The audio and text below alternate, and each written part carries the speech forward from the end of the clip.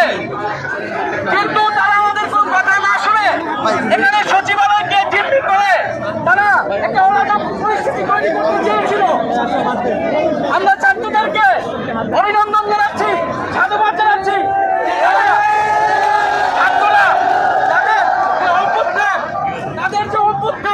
এই অভ্যুত্থানের সরকারকে রক্ষা করতে, দেশকে রক্ষা করতে, যে কোনো ষড়যন্ত্র থেকে দেশকে রক্ষা করতে তারা সদা প্রস্তুত। এবং আমরা মনে করছি এটি কোনো বৃহৎ পরিকল্পনার অংশ ছিল। দাবি পূরণ করার পরও তারা এখানে সচিবালয়কে জিম্মি করে অস্থিতিশীল পরিবেশ তৈরি করবে, যেখানে একদিকে দেশে বন্যা সংকট চলছে, সারা দেশের মানুষ নোয়াখালী, ফেনী, কুমিল্লার জন্য ত্রাণ বিতরণ করছে, সেদিকে তারা অরাজকতা তৈরি করছে। ছাত্র জনগণকে আহ্বান করবো যে আপনারা সদা প্রস্তুত থাকবেন আমাদের সাথে।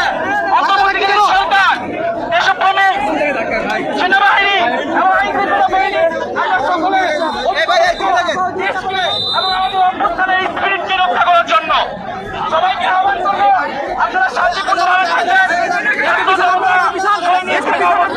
আমাদের কোনো ভয় নাই, ছাত্ররা মাঠে থাকা অবস্থায় কোনো ভয় নাই। ছাত্র জনতার অভ্যুত্থানকে ছাত্র জনতাই রক্ষা করবে। সবাইকে আহ্বান করছি আপনারা শান্তিপূর্ণভাবে থাকুন।